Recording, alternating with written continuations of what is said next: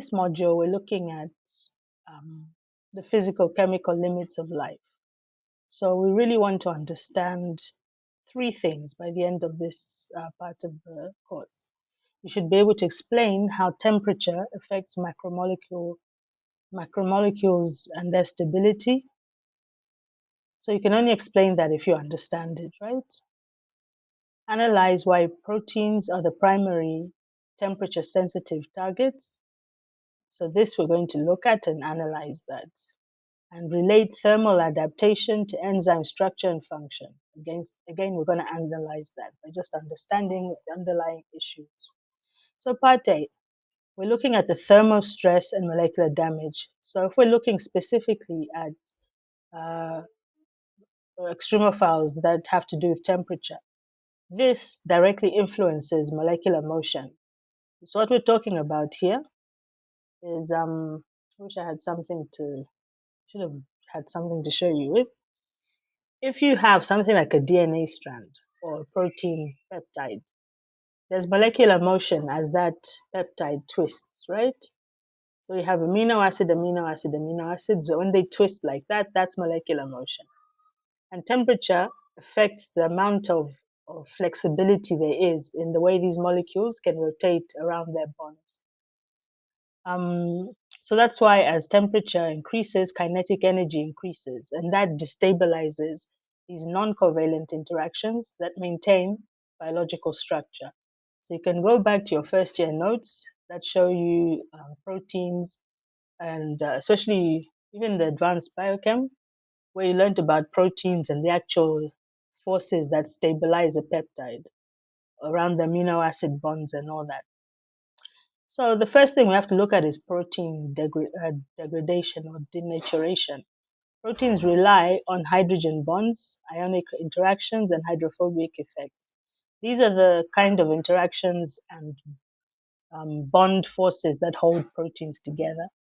When you have high temperature, these get disrupted, and also high temperatures disrupt them because these are weak interactions. If you remember when you learned about molecular bonds, there's weak ones and there's strong ones. So high temperature particularly disrupts these weak ones. The result is you have unfolding, aggregation, and loss of function. If a protein unfolds, it means it loses its 3D structure. If a protein aggregates, it means that lots of subunits stick together, and that doesn't give you a functional protein, and you have loss of function. So a key point here is that covalent bonds remain intact, but function or shape is lost. So if you look at all the way that temperature affects these bonds, what you end up having is this loss of the shape, which makes it lose the function. Yeah. The second point is that it affects the way that the enzymes can actually be specific. We know that active sites are precisely shaped. We know that small structural distortions reduce substrate binding accuracy. And this you know from simple experiments where you use things like isomers to test what kind of particular isomer is specific to a particular protein, a particular enzyme. So you can find that one isomer is acceptable, the other one is not. So these active sites are precisely shaped, and any small structural distortions will reduce the substrate binding accuracy. And of course, this leads to much more inefficiency in the enzyme function. So you have reduced catalytic efficiency and also increased error rates in metabolism. So the enzyme doesn't work in its specific way, and that's what we know about enzymes. They're very specific. So you have this increased error, and we know that they work at a certain rate. We use enzymes to make reactions happen that would otherwise not be thermodynamically favorable. So now imagine if the catalytic efficiency is reduced, it means this enzyme is not really very useful at all. It's lost two of its most important attributes. Then third, we have membrane phase transitions. So if you have done your revision about biological membranes, You know the structure of a biological membrane and the different components that are in there. But what happens when the temperature starts changing is that the biological membrane will shift from a gel-like rigid structure, which is more at low temperature, to overly fluid at high temperature. And extreme fluidity, it compromises ion gradients. And so if these ion gradients are lost, simple things like the ATP pumps that we depend on in our cells just don't work anymore. So respiratory processes don't work. That's one function of ion gradients, but there's many functions of ion gradients across biological systems. So this is the problem with extreme fluidity. And also the positioning of membrane proteins. So we know inside the membrane, you've got different proteins, maybe some that form channels, others which are integral proteins, others which are only on one leaflet or on the other leaflet. When you have this extreme fluidity, they move about, and that's a problem. So they can't work the way they're supposed to. So what are we really focusing on here? We're focusing on the actual reason why life stops functioning before cells fall apart. So before the cell actually breaks up and disintegrates, the processes inside, they stop working the way they should. So this is when you're asking, why does life stop functioning before cells fall apart? Because it actually stops functioning at a molecular level. The chemistry starts to fall apart, right? Secondly, we have the adaptation strategies that we're going to look at in more detail as we go on in the course. But if we look at thermophiles, one interesting factor about them is that they don't resist heat. They function optimally in it. So if you look at the structure of a thermophile, for instance, it's not that it's heat resistant. What it's done is basically it's built for heat. Let's put it that way. So it's not like a mesophilic organism trying to protect itself from the heat. It's an actual heat loving organism that functions best in that situation. So this again speaks to what I talked about earlier about whether extremophily is a phenomenon that is ancestral or whether it is something that's derived. So that actually speaks to that. Okay, so let's look at the adaptation strategies that an organism like a thermophile would use. The first is increased ionic interactions in proteins. So if you have more salt bridges, more charged residues, there's greater internal rigidity, and that reduces the entropy of unfolding. So it makes it much more difficult for the protein to denature. A second adaptation is the chaperone system. So in third year, we talked about HSPC 300, I think it was, which was BRIC, and that was the heat shock protein, if you remember. And heat shock proteins, you generally know what their function is, but especially in extremophiles, which are thermophilic, they're very important because they prevent misfolding and they prevent aggregation. So you find that one key attribute of thermophiles, especially, is their heat shock proteins. Also, this chaperone system acts continuously, not only during stress. So that's how you know it's not like something which is switched on when it's hot. It's like that continuously. The third adaptation strategy is membrane lipid modifications.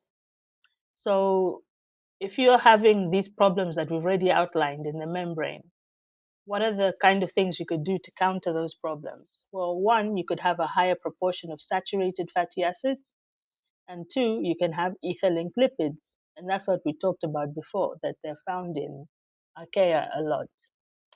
And also, something else you could do is you could maintain the membrane's integrity. Mm, Yeah. So if you had higher proportions of saturated fatty acids and ether linked lipids, this helps to maintain the membrane's integrity at higher temperatures. So, what's the key insight here? Temperature tolerance is fundamentally a protein chemistry problem, not a taxonomic one. So, you must think in terms of the chemistry of the protein in order to survive. That's what is really key here, not the taxonomy as such. Let's check your understanding. Why are non-covalent interactions the first to fail at high temperatures? Remember what I said about weak forces and strong forces? Is a covalent force or a covalent bond, is it a weak or a strong bond? That should answer your question. How does protein rigidity improve thermotolerance? So again, think about thermodynamics and entropy, how you want to reduce the entropy in order to keep the the rigidity. So what could possibly be done to keep that entropy down? And three, why must membrane adaptations accompany protein adaptations? Why do you need the two of them together? Why can't you just have one and not the other? And think about the fluid mosaic model for membrane structure. You need B2, chemical extremes. So now we're talking about pH and salinity. So here, what you need to be able to do at the end of the day is describe how extreme chemistry disrupts cellular homeostasis. So this, in order to be able to describe it, you need to understand it. Then you also need to analyze cellular countermeasures to pH and salinity stress. So what does the cell do in order to counter pH and counter salinity stress? So these are the two things that you should be able to do by the time we're done. Let's look at the challenges of extreme chemistry. So if you do have problems with the actual pH, one of the things you're going to see is protein influx at low pH. So acidic environments have got high external proton concentrations. And what does this do? It leads to the collapse of proton gradients. That's what we're talking about earlier on. And acidification of the cytoplasm. These matter because these are chemical reactions that occur in the cytosol. And if you have that balance really disturbed, it's difficult for any reaction to happen. So most enzymes require near neutral intracellular pH. Two, two, ion toxicity at high salinity.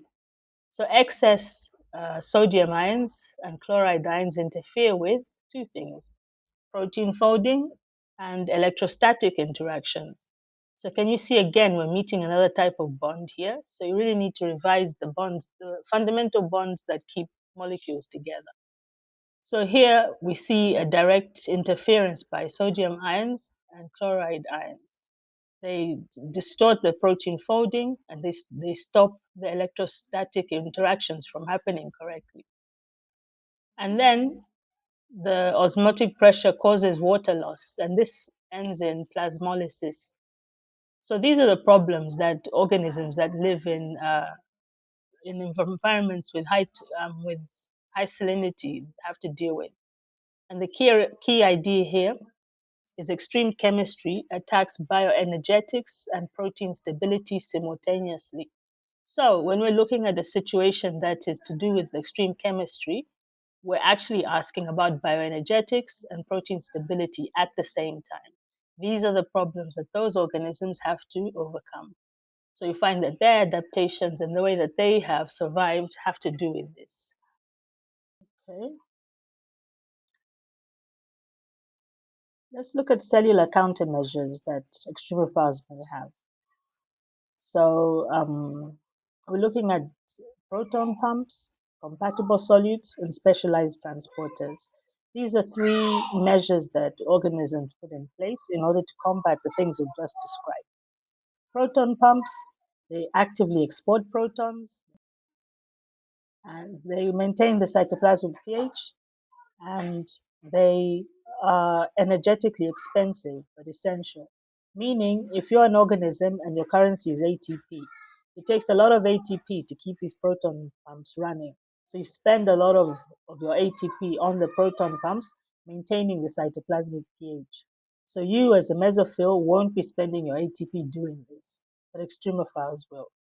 Compatible solutes are organic molecules like glycine, betaine, and trehalose, and these help to balance the osmotic pressure And they do this without disrupting proteins and without interfering with the enzyme function. And when you look at the compatible solutes later on, we'll see how they do this. And the specialized transporters, they control intracellular ion composition because they can be ion selective. So you can have only certain ions being allowed to flow through there. And they help the cell to fine tune the electrochemical gradients. So let's just check your understanding. Why must intracellular pH remain near neutral even if you're an acidophile? Why is that? Think about water and the, the conditions needed for the chemistry of life. What makes compatible solutes compatible? Why do we call them that? How do pH and salinity stresses overlap when you're looking at them from a molecular perspective? So what's common to both of these stresses? So if you've understood this topic, you should be able to answer those questions. So if we look at molecular damage mechanisms, the first most important is the DNA strand breaks. These can be caused by ionizing radiation that causes single and double strand breaks. As you can imagine, double strand breaks are much more dangerous because they really cause serious mutations or even lethality. Then you've got protein oxidation, and reactive oxygen species are really important as sources of damage because they damage the amino acid side chains. And I've got a question for you, which you can answer in the comments. How would the damaging of amino acid side chains in particularly, how would that affect the function of a protein? So I'd like you to respond in the comments below and give me suggestions as to how that happens. And also, reactive oxygen species damage the active sites. And we've talked about how that could be from the previous discussion about the shape of the active site, but also the activity of the actual residues which are vital inside the active site. So for that one, I'd love you to think about an enzyme um, and then consider the specific proteins, the specific amino acids which are needed in the active site, and then consider what would happen if they were damaged. So I'll give you some examples and some for the exercises later. So you can really see how this protein oxidation works as a problem. So this leads to the inactivation of the enzyme. The third one is membrane compression. So if you think about the pressure that some of these extremophiles are under, they're maybe at the bottom of the ocean or just other situations of high pressure. So the membrane itself can actually be compressed. High pressure reduces membrane fluidity, and we've already discussed the implications of the membrane becoming more fluid or less fluid. This can also disrupt protein lipid interactions. These are really important for the functions of the membrane itself, and alters enzyme conformation. And as we've described before, a lot of the function of a protein comes from its 3D structure. So if its conformation is messed up, then it also alters the action of that enzyme. Part B, survival mechanisms. So how can these organisms survive? What do they do? They can find the ways of repairing their DNA. So DNA repaired redundancy. They have multiple repair pathways, whereas you might have one or two. They have many, so that if one fails, the others are still working.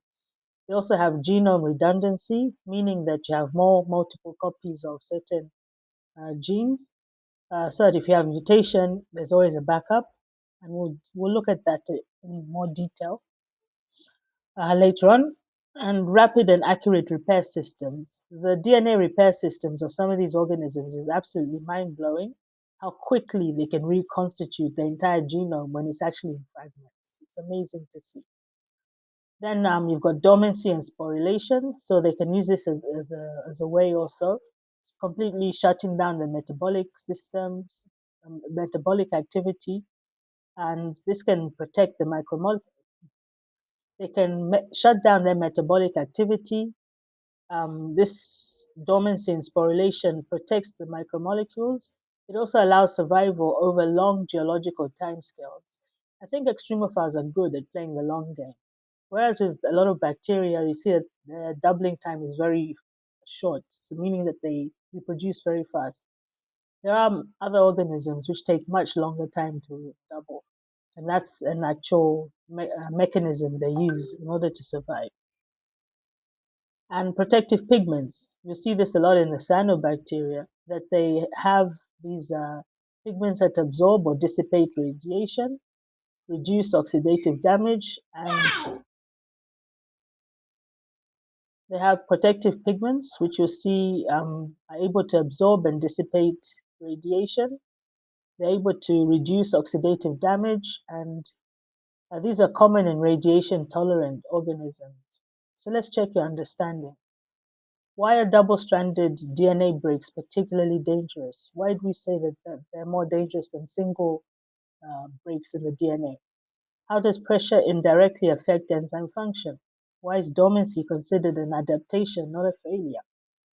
So let that um, go in your mind for a while. Try to think about those questions. So finally, let's look at the limits of life. Are there absolute limits to life? I mean, can you say that in this particular environment it's impossible for life to be there? So students should be able to, you should be able to distinguish observed from theoretical limits of life. So you must understand that there's a difference between what we actually observe and what the theory tells us. Evaluate whether absolute limits exist. That means you need to make a decision. And you need to be able to apply these ideas to astrobiology, which is where we're looking at right now. So after evaluating whether absolute limits exist, you should be able to apply these ideas to especially astrobiology, because that's the first place we apply these ideas. And that gives you a much more holistic perspective on what extremophiles, uh, what they are and how we use them to understand biology and how we apply them for biotech. So, if you look at the observed and theoretical limits, these are based on known organisms, and of course, this expands with new discoveries. So we knew so much until we found the first extremophile. Then our whole horizon expanded, and so on and so on. So you could also find that sampling and culturing limitations will bias us when we look at the observed limits of life. But theoretically, we can base this on um, the protein stability. So if we look at a protein in the lab and we know at which temperatures it is stable, we know beyond this temperature it's not able to be stable. That gives us an idea of a theoretical limit. Water activity, thermodynamics. So these are factors that you can study independently of the organisms, but they help you to predict what's theoretically possible. So these suggest boundaries beyond which chemistry fails. And this is a critical distinction. Observed limits can change, but physical laws do not. What are the implications for astrobiology? So, how we apply this is when we consider the habitability beyond the Earth. So, on the Earth, we know the places where we find life, but if we're looking at other places beyond the Earth, we can now start understanding what makes a habitable place or what is an inhabitable place. So life detection strategies depend on Earth's limits. Extremophiles redefine what habitable means. They've actually made us think harder about where life can actually exist, and we've had to broaden that. So this expands our search parameters. That means that we look subsurface oceans as places where we can find them. We can even look in high salinity brines, places we think that organisms can't survive, but there are organisms that love it. We can look at radiation rich environments, places that we thought organisms would not be able to survive. So if you look at astrobiology, it does not ask, is this place like Earth? We ask, is this place chemically permissive? So if you look at the chemistry of the place, is it permissive for proteins to function? Is it permissive for DNA to function? Those are the questions we ask. So let's check your understanding. Why are observed limits not final limits? So you should be able to unpack that. Which constraints are likely, absolute, and why? So this goes back to what we discussed about physical laws and observed limits. And then how does this module change how we search for life beyond the Earth? And now it's your turn. If proteins are the primary limiting factor for life, Should future life detection missions focus more on chemistry than taxonomy? So here you're being asked to evaluate using the knowledge you've gained up there. So this is our little discussion question, which you can also put in the comments there. If proteins are the primary limiting factor for life, should future life detection missions focus more on chemistry or on taxonomy?